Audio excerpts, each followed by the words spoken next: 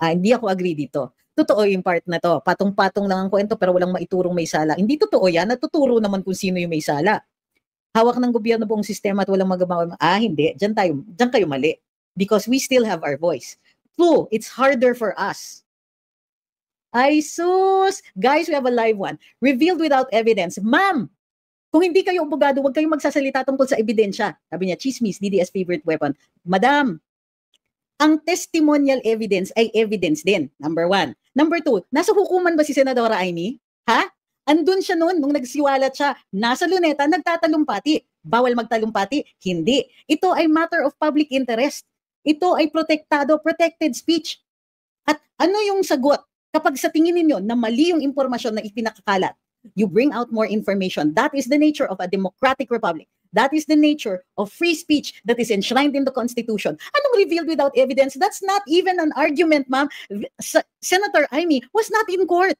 However, if she is saying it out loud, is called testimonial evidence. She is a witness. She personally knows that he had partaken of illegal drugs. That is evidence. Ano ba? Anong hearsay? Siya mismo ang nagliligpit. Siya mismo ang naglilinis. Hearsay ka dyan. Number 1. Number 2, do you know the rule on hearsay? What is the rule? The person cannot attest to something that he has no personal knowledge of. But Senator Amy has personal knowledge of the person telling her this. She can attest that person B narrated this, and person B can be called to the stand if there was already a case, okay? In order to give testimony on his or her personal knowledge. Hindi ka marunong gumamit ng hearsay rule.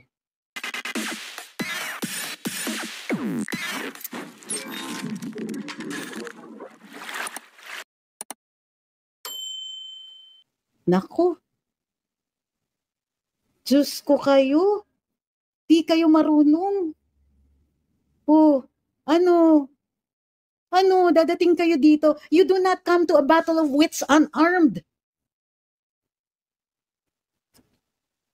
Okay. Another thing, I would like to remind, tayong mga magkakakampi, huwag kayong ganyan, yung mga, pag lumalaban yung kasama ninyo, sasabihin nyo, huwag mong patulan.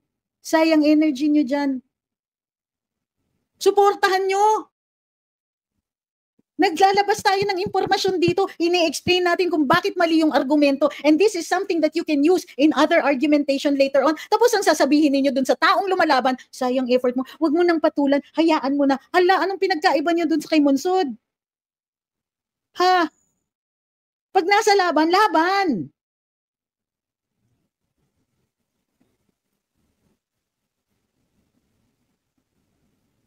Wow, talaga, interesado kayo sa relasyon ni Amy at saka ni Bonget, ganun ba? Worried na worried kayo na, hoy, it's so un-Filipino, para dun sa magkapatid na mag-aaway. Talaga ma'am, di kayo concerned na yung head of state ay naaakusahan na posibleng gumagamit ng illegal na gamot, na posibleng may tama na yung utak niya at baka kung saan niya imaniobra ang ship of state?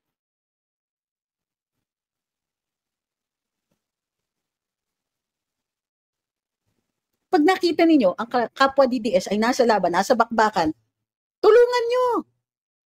Stand together.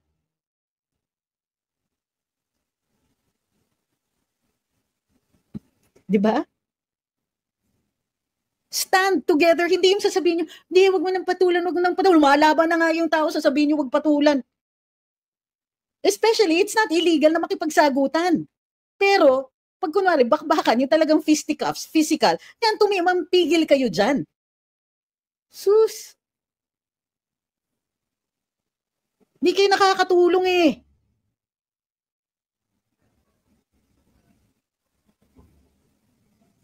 Sabi ni 23 Joel, some of the neutrals said, Attorney Trixie is right.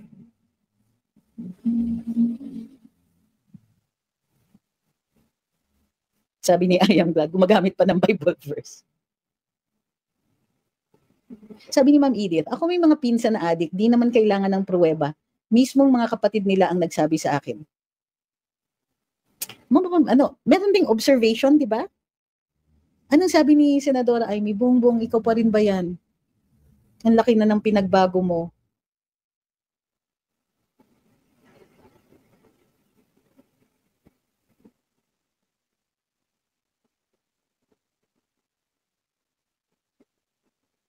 Chinese citizen of Davao. Di pa nagmumura si Attorney Trixie.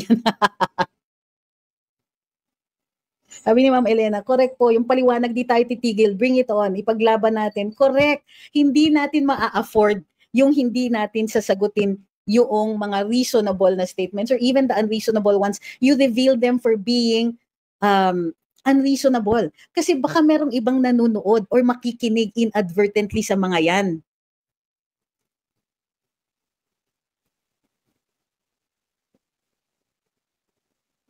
Sabi ni Ma'am Chris, alam niyo po, attorney, nung una, di pa ako naniniwala na the Pinks would rather choose a thief as a president rather than Sara. Until the other day, I saw a post from a Pink friend cheering for BBM just after Imy's speech. Grabe yung mentality, yung tunnel vision nila, grabe. Hindi ko kaya pagkatao ng selfish na tao, nakakasuka. Well, so far, we've made headway with some of the Pinks. So, kaya ayoko na nag-generalize. So, ang ambition ko is to be able to convince some of the Pinks and some of the Yellows, bitiwan nyo na si BBM. Diba? Bitiwan nyo na po. Paano tayo susunod sa isang presidente na posibleng may serious health concerns and the health concerns affect his ability to make good decisions? Yan ang dapat inuulit-ulit natin. This is beyond politics. The president might be incapacitated to make the right decisions for the country. Maawa kayo. O, sabagay, wala naman pala silang awa. But you appeal to the common sense. Would you trust the drunk guy to drive your car? Would you trust? Di ba, like, yung analogy ko kanina, yung driver ng bus lasing. Pero ayaw niyong palitan. You're hoping he doesn't crash. Kasi para sa inyo, kailang mabangga, wag lang yung kapalit dahil ayaw niyo yung kapalit. Di niyo type. Yun lang. You're willing to risk the safety of your fellow Filipinos because you don't like the vice president. Damn! Diba?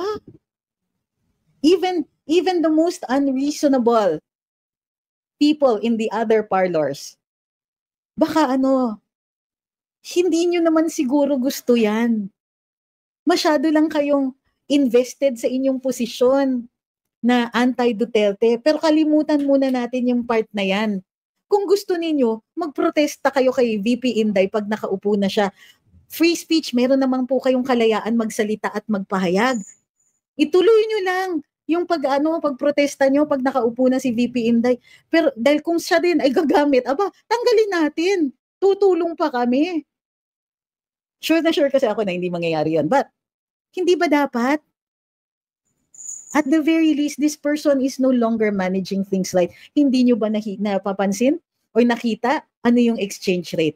Ano yung ekonomiya? Ano yung bagsak sa growth natin? Hindi pa ba kayo natatauhan? Kamusta ang healthcare?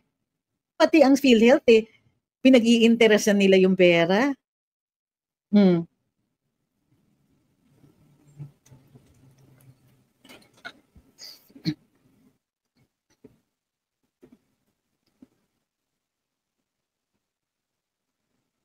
Sabi ni Radioactive Dosimeter, mas pabor ako, attorney, sa pagsagot mo. Kasi minsan yung argumento nila na-encounter ko at yung mga sagot at counter mo, nagagamit ko rin. Salamat po sa ng marami, attorney. You're welcome, sir. And that's why we're doing this. Ito, Ma'am Via reminds us, 22 classrooms. Kulang mga bed at mga gamot sa public hospitals. Di ba? Pero hindi natin kasi kaaway ang mga kapwa Pilipino. Ang kalaban natin, yung mga gusto kapit tuko sa kanilang posisyon, revealed na daw, nahubaran na sila, na hindi sila fit for public office. Di ba? Huwag natin aksayahin ng panahon natin na binabalahura itong mga nasa kabilang parlor. Kasi that's what they're trying to do. Papagurin nila tayo, kakasagot sa kanila. Look higher. You are defined by the size of your enemy. You acquire the size of your enemy. Wag patulan yung mga, well, not naman, wag bigyan ng importansya yung mga pipitsugin. Ang kalaban natin yung Pangulo. But we answer the arguments that need to be answered para makasulong yung diskusyon, para makabalik tayo doon sa pag-call out sa ating Pangulo. Mr. President, ano yan? Ilang porsyento ang growth? 3% na lang? Di na kayo na We should be growing at 8%, pero sobrang ambisyon yan, considering ang galing ninyo.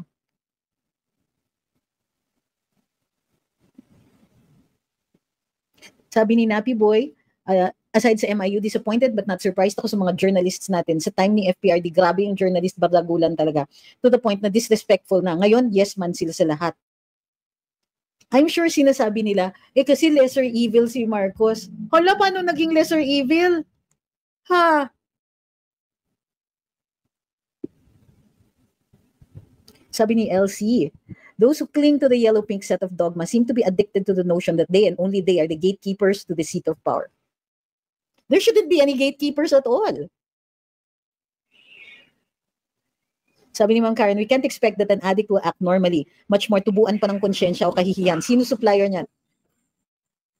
Who's fighting? Guys! Girls! Hey! Why are you fighting? Wait, give me a second. Who's fighting? Who is fighting?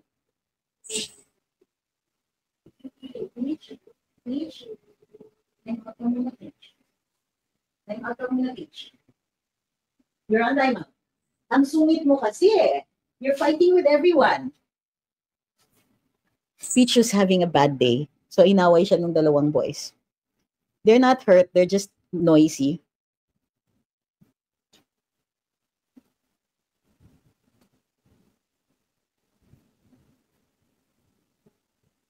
Sabi ni Ma'am Marlene, untog na lang natin mga ulo ng mga, huwag naman po ganun. No acts of violence.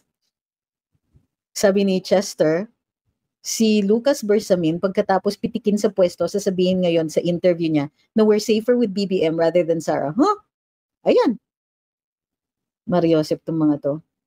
I apologize for the noise that the cats were making kanina. Sabi ni Ma'am Gracia, grabe sila maka-act all high and mighty, mga feeling alta talaga. Sabi ni Michael, BBM's looking for a way out with dignity, but if he can't stand the pressure, he'll just leave without notice out of the country.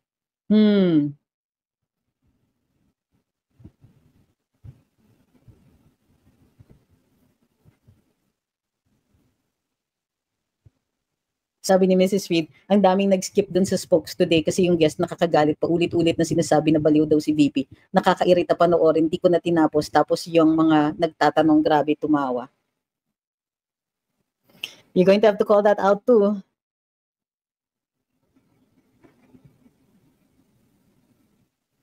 Nagkampihan pa talaga kayong dalawa. Mimo, come over here. Bini? Bini? Bini? Stay here. Stay here with me. Ay, naku. Stop chasing Peach. Sabi ni Kay, kung hindi nagagalit ang mga Pilipino sa nangyayari sa Pilipinas, tayo na ang may problema. Oo nga, sabi ni Kay, lesser evil, nagdodroga nga. And they're hiding behind the na walang ebidensya. Personal knowledge, kapatid na yung nagsasabi.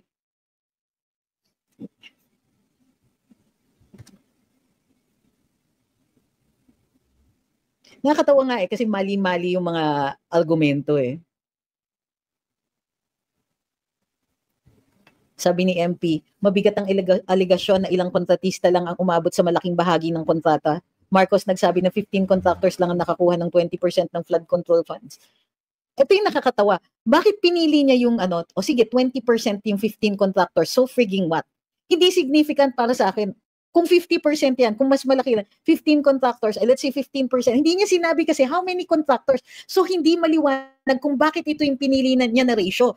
And therefore, if it is not clear or not evident or he does not explain why he chose 15 contractors lang na siniwalat, then it means he is hiding the other contractors.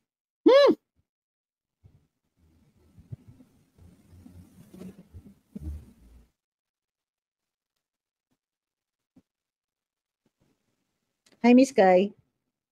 Sabi ni Ma'am Angelina, kalaban ng taong bayan, yung mga pagnanakaw sa kaban ng bayan tulad sa 60 billion pera ng PhilHealth ninakaw, mahihirap na mga Pilipino ang affected, ang mga talangka, dead malang dahil ayaw nila kay VP. Now, here's the thing. Yung mga humihirit para depensahan si BBM, walang mga tao yan. They don't have significant followings. Or there may be one or two na meron. Pero isipin ninyo, ilan ba ang naniniwala dyan? Ang worry ko is that we're giving so much importance to what these people say when they are not actually able to convert anybody. What we should be going for is conversion. Balikan natin, bantayan natin na walang tatawid na DDS dun sa kabilang parlor.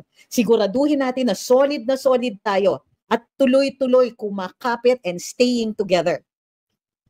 Tanggapin natin na aawayin tayo, lalabanan tayo ng mga nasa kabila, lalabanan tayo ng mga loyalista, Italianista, lalabanan tayo ng mga iba't ibang kulay dyan, mga psychedelics. Given yan.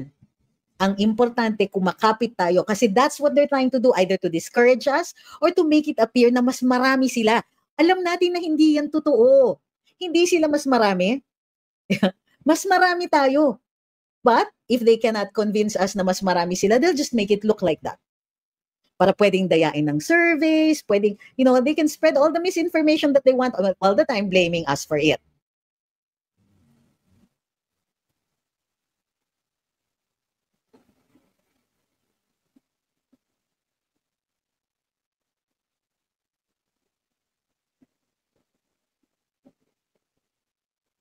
Sabi ni Strictly Under Duress, sinasagot niya yung isang 51 billion nakaw na budget sa Davao, care of Pulong, the one figure na hinugot sa hangin ni Sandro to clap back. Ghost projects, the one fully verified by Pulong with proof to back it up. Kaya nga hindi nga nila masabi na ngayon hanggang ngayon, hindi na nila ma-bring up yung kay VP Inday, yung confidential funds. Kasi unang-una, dun sa 125 million, 71 billion pumasa na sa audit. O, ilan na lang ang natira. Diba? O, pagkatapos dun sa iilan na natira na yon, hindi naman talaga issue. Kasi hanggang ngayon, wala pa rin desisyon ang COA. But COA keeps giving the OVP a clean bill of health. O, unqualified yung opinion.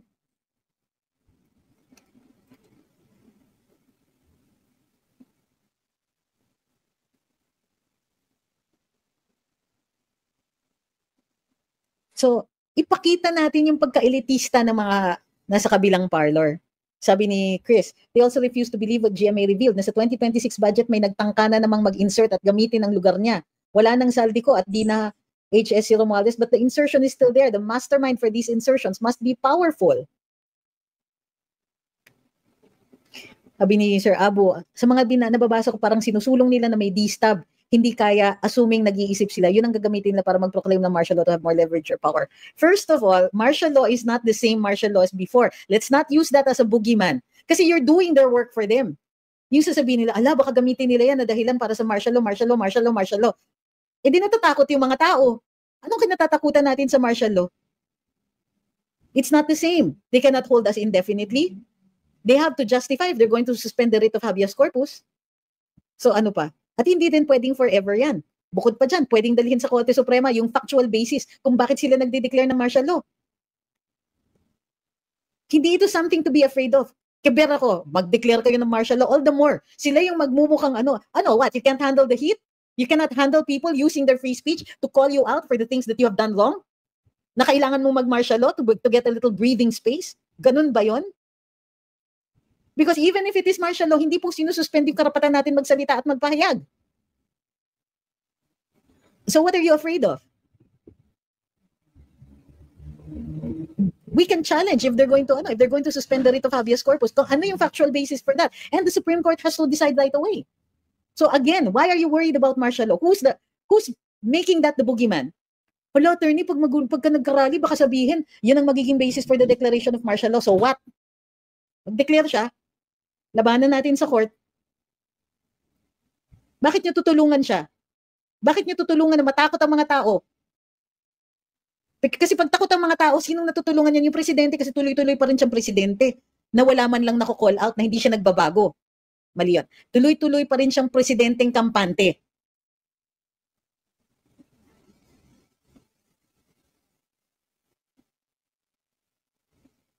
Sabi ni Jan, di nga nila kaya yung mga nagsasalita laban sa Pangulo. Martial law pa kaya? Kaya nga they're not going to declare martial law, to silence us. Hindi naman nasususpend ang writ of ang Bill of Rights pag may martial law. Ayan, dito si Senyora. Sabi ni Senyora, hi Senyora, I feel blessed. Sabi niya, Diyos me, wag matakot sa martial law. Pwede tayong lumaban. Dinadaan na kasi sa pananakot. Correct. So what is it about martial law that scares you? Anong meron sa martial law na kailangan ninyong, bakit mag-declare ng martial law? So what? Hindi rin nasususpend yung right natin mag-travel. Ano lang pwede nilang gawin? Curfew. Ang mag-enforce ng batas, military. In some ways, baka nga mas maigi yan.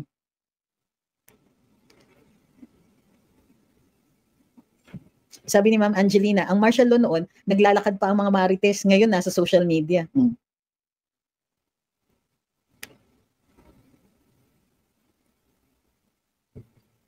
Sabi ni Ma'am Lisa, bakit po kaya nila pinatakbo as president pa kung totoong nagdodroga pala since bata pa? Because he kept promising, magbabago ako. Pag pamilya ka, maniniwala ka na maniniwala because invested ka dyan. Also, to be fair kay Senadora Amy, akala niya, she would be there with him. Magagabayan niya. At kung sakasakali, mahuhuli niya kung gumagamit. Hindi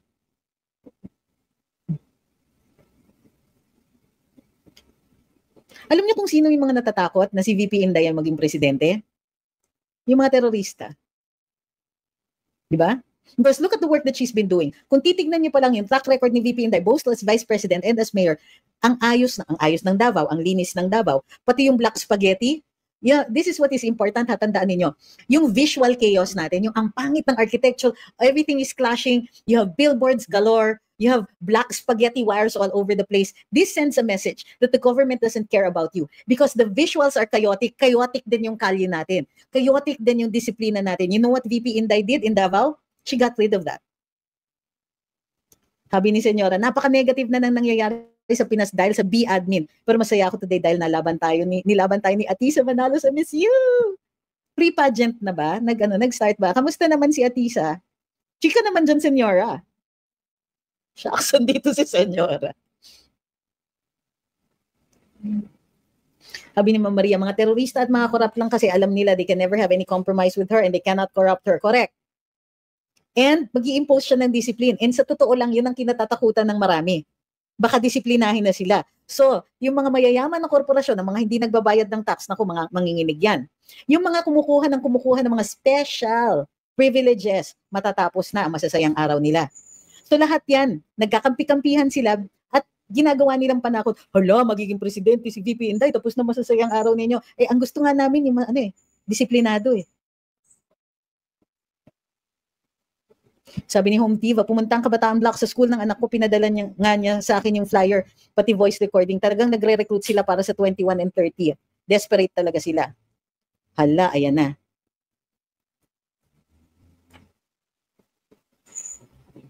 Sabi ni Scorpio, I sympathize with you. My family and I were arguing who is right or wrong. But for me, as part of Apo Lakay's Marcos senior clan, we have this dilemma, supporting right or wrong. I am for truth. Nice. That's all we can really ask for. Sabi ni Sir Jonathan, this is a serious issue among the uniformed services. A commander-in-chief with addiction issues. The destabilization is emanating from the commander-in-chief himself. Thank you, Sir Jonathan. Not bad, not bad. Tama yan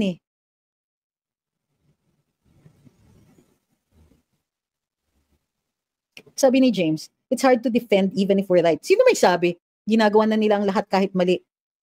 Anong hard to defend even if we're right? Nasa tama tayo, madali i-defend. Ang problema is ini-ignore nila. But the defending, we have to do it. We have to put it on record. We have to go to every venue and platform that we can and keep defending it. For those of you who are writers, write your papers, submit them, publish them, do something. You know why? Because it must be off record. Yan ang sistema. If it is not published, then it does not exist. Ginagawa nila lahat kahit mali, they don't act as they consider or think about the law or constitution. Garapala na ang kakapalan ng mukha nila and the men in uniform are their first supporters. It's so unfair. Nobody promised us fair Ayun yung problema. BBM promised so many things but he never said he was going to be fair, and that's the problem now. They're taking advantage of the power. Of course they will. They're fighting for their lives, their existence, their continued wealth, the continued highway robbery. Of course, they will not give us an inch. We have to stop complaining about how unfair it is and accept it as part of the challenge. Nobody said it was going to be easy. Nobody is promising us a rose garden, and nobody is going to believe it anyway. But we fight anyway because it's the right thing to do. We cannot let them, anong gagawin natin? Higa na lang tayo tapos magpapasagasa? Ganun ba? And yes, for those who are making excuses na, kasi it's too hard, they have all the power, they have this, they have that, they have the military, wala kasi yung military sa atin, wala kasi, stop making excuses. So what? If we have to fight it alone, we will fight it alone. But don't forget, marami tayo. Hindi nyo nang nabibilang because so many are just so tired of explaining and explaining to people who are not going to listen anyway. But we must keep talking and we must keep fighting because the opposite, because it is unthinkable to continue to be led by somebody who quite possibly might have serious brain issues already.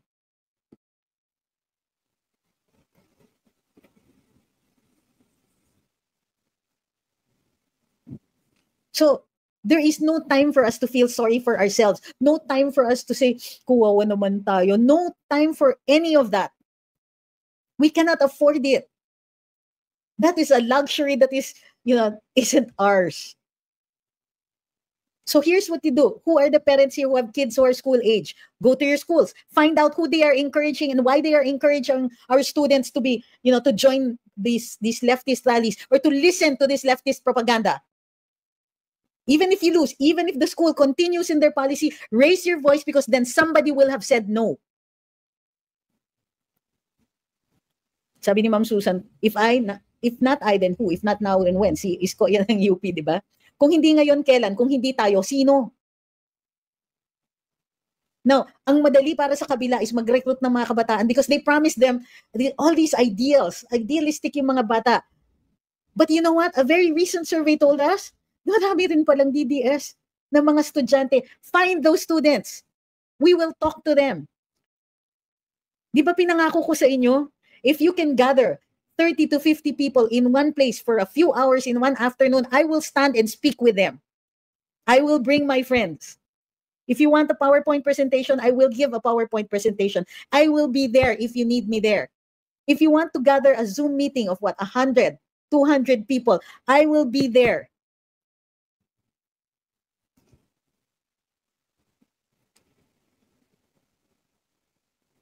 And we need more people saying this, that, we're going to be meeting. There's 30, there's 50 of us, there's 100 of us. We don't need rallies. We need discussion groups. We need people to understand what is going on. If you invite me to your community and we check it out, we will be there. Pwede kaming online. If we're not in the country, if I'm not in Metro Manila, if I'm not wherever it is you are, I will be there. I accept invitations to schools. I accept all of that. I have been doing all this ever since. A lot of it does not get posted online. But we must do this kasi ang sipag ng mga kalaban natin.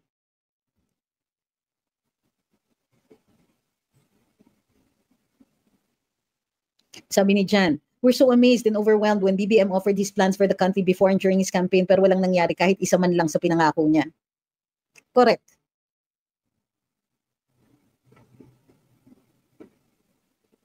Home Diva says, why don't we come up with flyers and distribute them to schools? Let knowledge fight propaganda. Also a good point.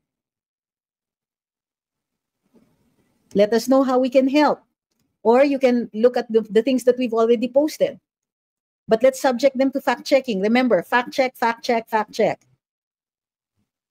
Sabi ni Ma'am Lorna, I believe sumasakit na rin ang ulo nila because we will keep fighting. You must keep on. Marami tayo. You're correct, attorney. We're a big family with many men and women in uniform and Duterte supporters. Yes. We're going to have to change our strategies. If we cannot mount large rallies, we will have discussion groups. Be there for each other. Pag may bardagulan online, lumalaban ng kapwa DDS, be there for them.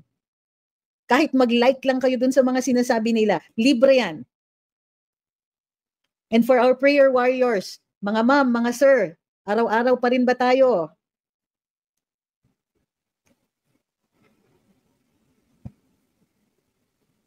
Sabi ni Ma'am Amelia, bakit po may ads? Ang kapal naman ng mga Amerikano naglalagay. Ma'am, that's how, yung ads na we get paid for those ads.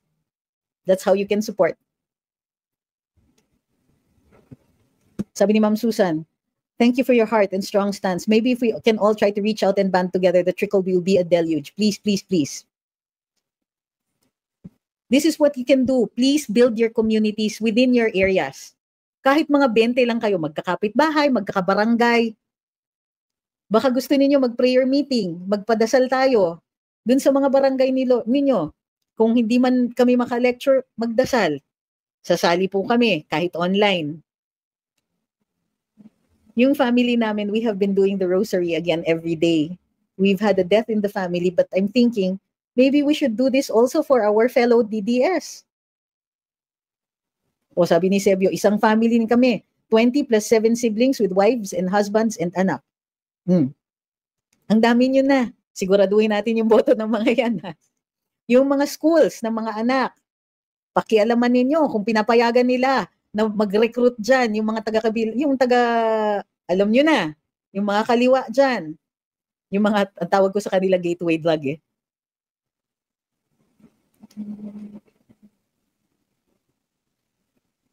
Jeng says, tama po. Let's support each other. Lagi ako nag-heart and like sa mga comments ng aking mga kasama na naniniwala sa ating cause. Yes, share each other's posts if you think that they're intelligent. But subject to fact-checking, ha? Always check para hindi rin namimiligro yung mga accounts. Always, always. Let's band together. Remind each other. We are in this together. Lahat tayo. Pag nakikita nyo may bardagulan dun sa isang lugar, sa isang comment section, sa isang comments feed, makisali sa bardagulan kahit suporta lang. Kahit sabihin nyo lang, kunwari, let's say may pangalan doon, let's say si DDS Sam, may kabardagulan doon. Kahit mag-comment ka lang, go DDS Sam!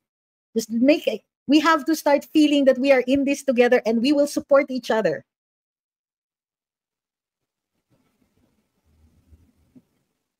Sabi ni Sebio Pasmado, add one out sa amin is my father na kinukonvince pa namin. Ha?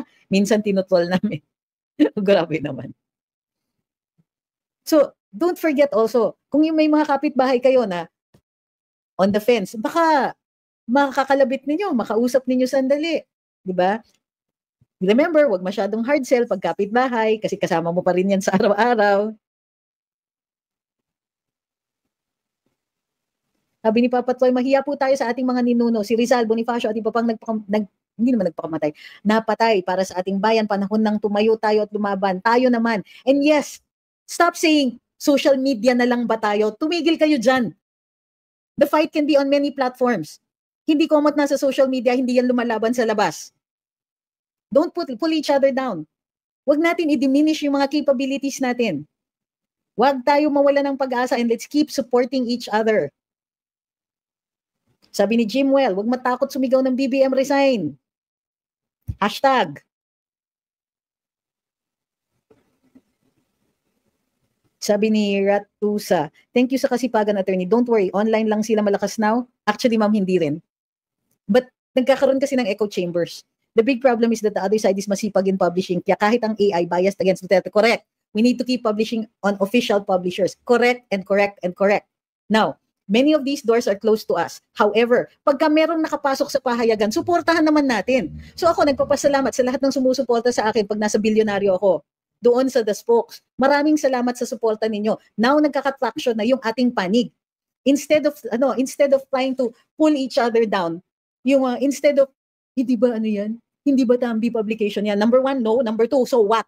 Kung nakapasok ako dyan, it means may pagkakataon tayo to reach a wider audience. So let people gain platforms.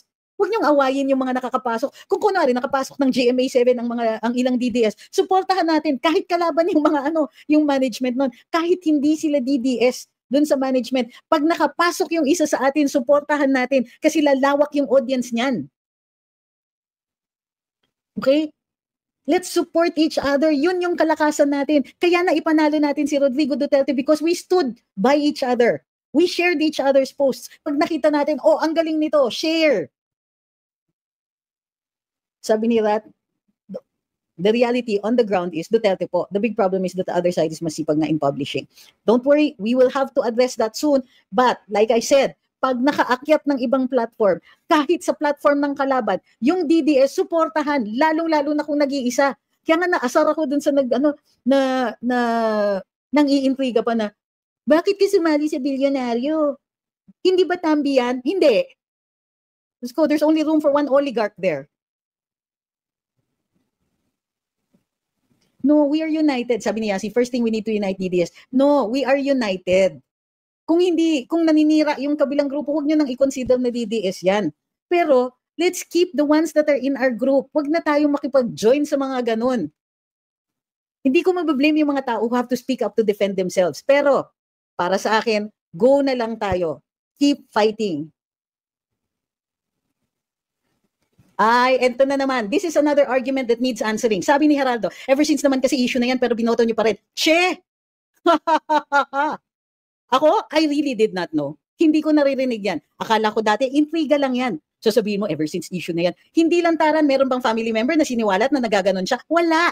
Walang credible sources. Walang nag-ano. Even when PRD said that, akala namin. He even said, teka muna ha, nakalimutan nyo ba? Sinabi ni PRD after election, suportahan na natin ng presidente. Yung sinabi ko noon, those were political statements done in a campaign period. Okay na yan, tama na yan. Di ka nakikinig, ano? So ngayon sasabihin, so what now is your own making? Kala namin 6 years kaming iiyak, kayo pala yung PTU. Choose! PTU? PTU? Kami ang pagpipitiin mo? Kami yung marami. Katulad nga ng sinabi ni Daryl Yap, usapan ito ng mga nanalo. Pupunta ka dito at mangbibintang na binoto namin ito. Bakit? Hindi ka naniniwala na tama ang democratic system? Kung nabudol kami, kasalanan namin? Hindi. But the nice thing about it is we're trying to do something about it. Kayo wala. Nakikita nyo na nga, may problema sa pagka-presidente. Ang inaaway nyo kami, imbis na yung presidente. Yung presidente is already accused of a crime. Kami pa rin ang inaaway mo? Ha? Talaga? Yun ba yun? O ginagawa mo lang kasi kami yung kinakaya ninyo? Dahil hindi nyo kayang, aminin na kinakampihan nyo na yung tao that has already been accused of a crime. Ay, naku. Ang dali-daling basagin ng argumento mo. Sabihin ninyo, kasalanan namin. O sabihin na natin, totoo yan, kasalanan namin, binoto namin siya. We're fighting it. Pero dun sa fighting it, galit pa rin kayo. Saan ba talaga kayo? At least naman if you're going to argue with me, makes sense.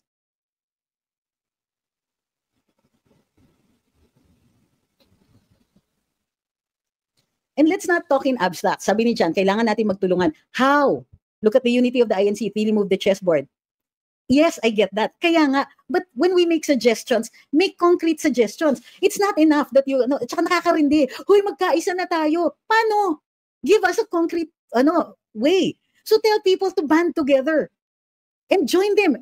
Encourage them. Kahit man lang kunwari, magbe-birthday si Barkada, sige, magsama-sama kayo. At during that time, pag-usapan ninyo ito.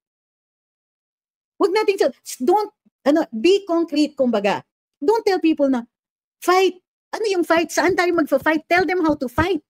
Hindi pwedeng sabihin na magkaisa na tayo. Tell them kung saan tayo, paano natin gagawin yung pagkakaisa. Rhetoric yan eh. Yun yung mali natin. We have to do something concrete.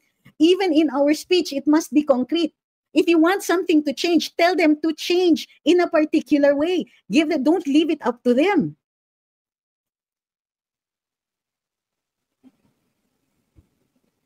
Okay? Wag motherhood. Tama sabi ni Alan Torres, parang si Mama Lenny lang motherhood. Wag motherhood. Tapos na ang mga motherhood statements. Di ba? Magtulungan. Kunwari lang. May rally. Sino yung may sasakyan? Isama nyo yung mga kapitbahay ninyo. Magbayanihan tayo. Pupunta ng rally. Tara, sabay-sabay tayo. Ambag-ambag tayo. Okay? Yung mga ganyan. Diyan, aralin nyo muna yung pros and cons. Initiate a petition. Paano kung wala kayong manpower? What if you don't think of everything that could go wrong? What if you initiate a petition tapos kukunti lang ang magpirma? Another way na pinablish ninyo yung failure na yan. Make sure na it's easy to initiate a petition, but you must do the groundwork. May tao ka ba in these barangays? Dito sa barangay na to, merong isang tao na maniniguro na at least 100 dun sa barangay niya ang pipirma. All over the country yan. So, don't plan something where hope is your main strategy. You hope that people will sign. Diba? And when I say be concrete, it means, ganito, mga kaibigan, there's 20 of us in this group. Mag-organize tayo ng petition na ganito. Pero don't forget sa 23, meron tayong parang ganyan.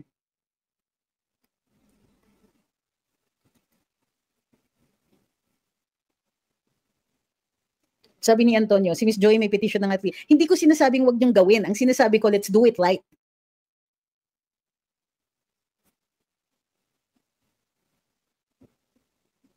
Okay, so maraming salamat sa lahat ng sumubaybay sa live natin ngayong araw na ito. Maraming salamat lalo na sa mga TikTokers. Pero sabi ni Jai, may I ask if ang DOJ has the power to tell PBBM to do drug test? No.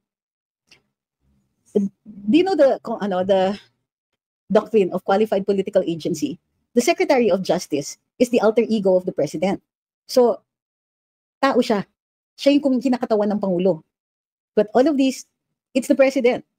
Cabinet secretaries, they're another, kumbaga, like clones of the President. So, ano yun sasabihin ni Presidente na, mag-drug test ka. No, it's not their job also. Ay, they can advise the President, but they cannot order the President. Hindi pwede. Yung order comes from above. The DOJ cannot order the President. Kasi yung Presidente yung nag-a-appoint dun sa SEC eh.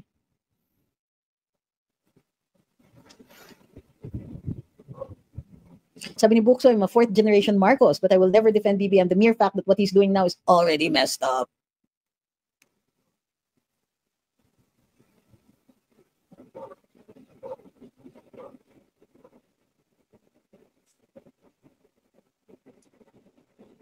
Ito, this is true. BBM is now running scared dahil alam niyang buko na ang addiction. Weak leader siya. He lost trust of the people. Yes. And so it goes back to how we started this discussion. It was very awkward when the president went to a public place, went someplace to deliver a speech. When he walked into the room, every single person in that room was thinking bangag. Every single person in that room had no doubts. In spite of what his defenders are saying, in spite of what the trolls are saying, very few people actually doubt that he is not. And so, wow, it's awkward. It's like, suddenly somebody called out that the emperor has no clothes. And now everybody's looking at him and he has no clothes. And they want to laugh, but they can't. He comes into the room and instead of saying, hi, Mr. President, I want to shake your hand. Walang ganon. It's more like, ayan ng presidente. Oh. Keep it up. He should feel that. The president should feel our doubts, should feel how we feel about this. You know, he took 3 years to point out corruption. Ano ba? What was the first things this president did? He went around the world. He visited places as president. His excuse was that he was trying to get foreign direct investments. But what did he really come home with? Nothing. He had to pretend that he had something in South Korea that will invest the 50 billion in the country. Yeah. Odds are, a few months from now, he's going to hope that we forgot that. Every time now that the president goes out, and there are people there, everybody will be thinking, is this guy using? And only those really diehard ones are going to say, kawawa naman the president. And that kawawa, that sympathy is so misplaced. But look, this is what's also going to happen. We can't let the president regain that confidence. He has to know that everywhere he goes, we will be thinking that, Mr. President, ano ba talaga? Di ba? In fact, the other hashtag I want is, ano Mr. President, ano na?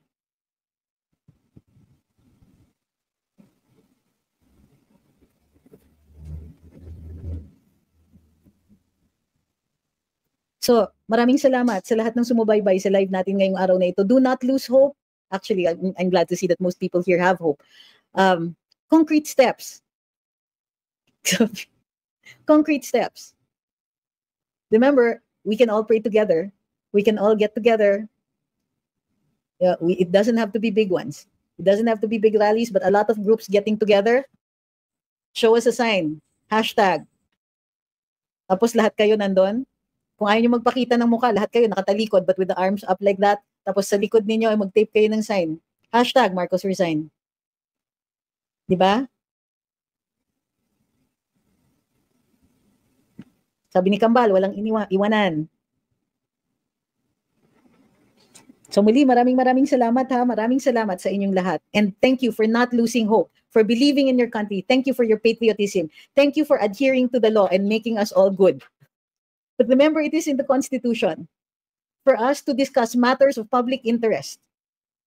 Huwag pong matatakot na mag-discuss niyan publicly.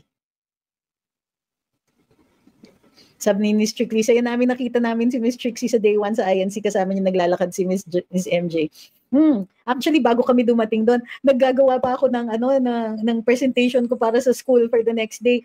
Tapos nung Tuesday, photo finish talaga na umabot pa ako sa rally sa EDSA kasi I had to finish my presentation in class and then nagpaalam ako sa prof ko, sir, pasensya na, hindi ko na mapapakinggan yung presentation ng mga kaklase ko. Ay, gumanon lang yung prof ko, takbo na ako back to EDSA.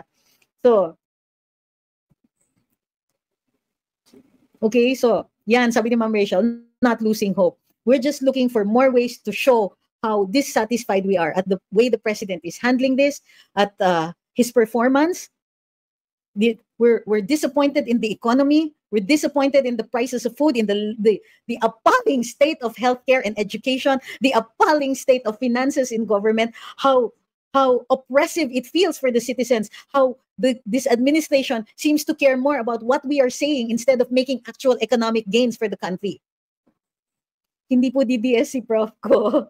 Pero more neutral, apolitical siya, but he also recognized that, I had something important to do. Pag UP professors, ito yung masasabi ko about any and all of my UP professors. Pag sinabing, ma'am, pupunta sa rally, regardless of what rally, they understand. Because activism is an essential part of the UP system. Sabi ni Strictly, gusto ko itong brainstorming sessions natin with attorney. It really gives us tangible and actionable items that we can weaponize to fight back against how this country is being ransacked in front of us. That's it. That's it.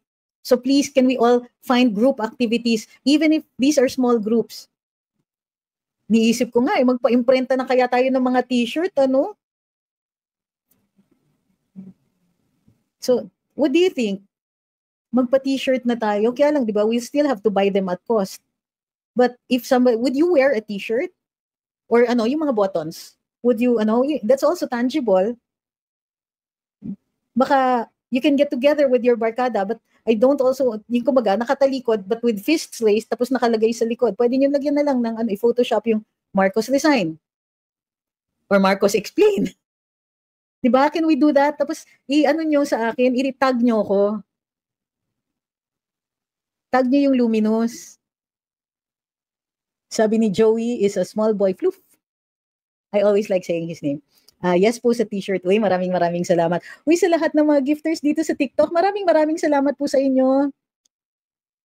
O, lalo na mga naging part na ng community, maraming salamat po sa inyong lahat. Thank you, Ma'am Gracia, for being our moderator for today. Hasul, thank you very much. Ma'am Jaja, Edgar Durano, Katrina, Sir Art. Hi, Sir Art. Miss ko kayo. Rands, thank you very much. Kay, sino pa ba yung mga gifters dito? Uy, maraming salamat. Ay, sino yung nagpadala? Jaja, Sir Art, maraming salamat po sa inyo, ha. As always. Sabi ni Ma'am Lorna, yes, t-shirts and we will order online. Okay, sige. Ako na lang ang gagawa. But we'll make alternatives para pagka nagdududa kayo. Ayun na, sabi ni Ma'am Marvic, pwede rin, attorney, Marcos break na tayo. Huy, okay din yan. Tell me yung mga alternatives. Kasi kung galit si John Vic Remulla dun sa Marcos resign, can you tell me alternatives tapos isa-suggest ko sa mga t-shirts? Okay? Yes? Are we good with this? Okay ba tayo dyan? Uy, at saka yung mga sizes nyo. Sabi ni Strictly Under Duress, size 3XL po. Wala, sige. Hanap tayo ng as many sizes as possible. Pero kasi kung maliit ka, pwede naman itali mo yung di ba, yung t-shirt mo kung sexy ka. Yes. Okay. Sige po. Isa-suggest ko po 'yan. Okay? Pero ang tingin ko dapat bigyan niyo ako ng suggestion i-post niyo lang diyan sa Facebook sa comments page at saka dito sa comments ng ng YouTube ha at saka sa mga TikToks natin. Bukas may bago akong upload na TikTok. Okay? Sabi ni Yasi, Marcos, explain? Ano ba? Sorry naman, hindi kasi iniisip ko. Ayoko rin kasing mapahama kayo. Ang init ng ulo ni Sec John Vic sa Marcos resign. Uy, Marcos uwi na sa Ilocos. 'Di ba? Uy, maraming salamat uli sa grabe. Thank you kay Joey, kay Jaja uli. Maraming salamat po sa inyo gifters dito sa sa TikTok. Thank you very much. Wow.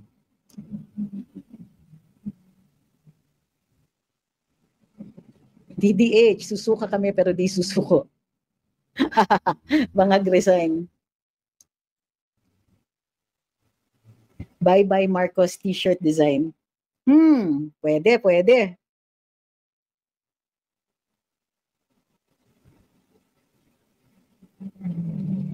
Bongbong goodbye. Uy, iba yan. Bongbong goodbye.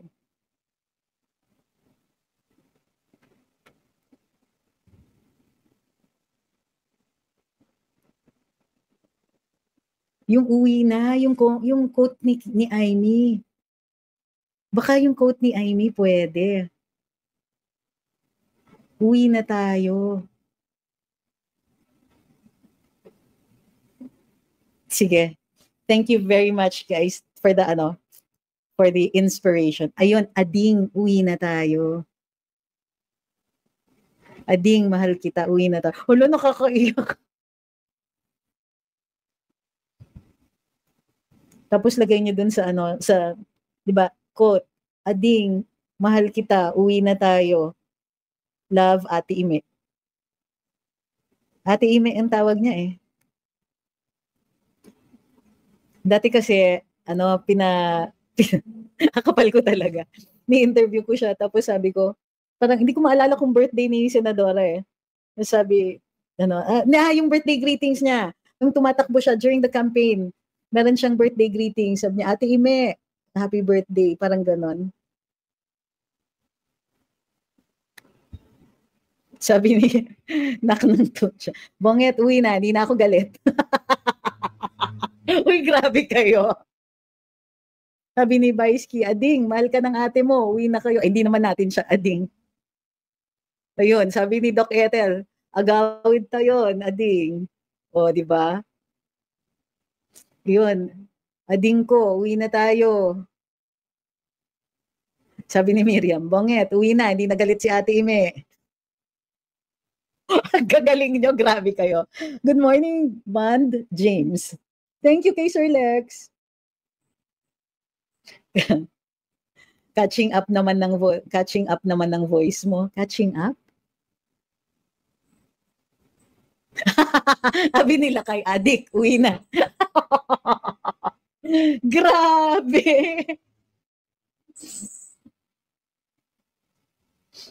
Grabe kayo talaga.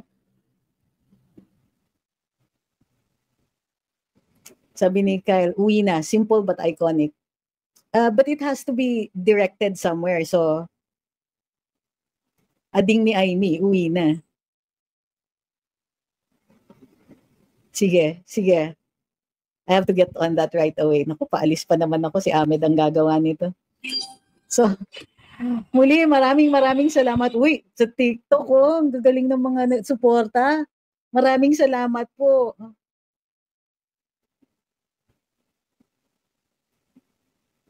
Yun, sabi ni John, ading, makinig ka kay Ate Ime mo. Uy, maraming salamat dun sa mga nagpapadala sa ating TikTok, Nax. Mukhang record-breaking na naman tayo ngayon. So, tawa pa rin ako dun sa adik. Sorry po, pero grabe. Grabe kayo. Sabi ni Kim, ading, uwi na, anti-clearance na. Grabe kayo. So on that note, wag po mawawala ng loob. Fight pa rin tayo. We will continue within the bounds of the law to raise our voices in protest and and get what is best for our country. Okay? Right now, it's a t-shirt. So, maraming salamat. Actually, you made my day, yung adik uwi. Salamat. Thank you. Good night, everybody. Sleep well. Oy, may bilyonaryo bukas. Hindi pa na ako dapat nagpupuyat. See you tomorrow morning.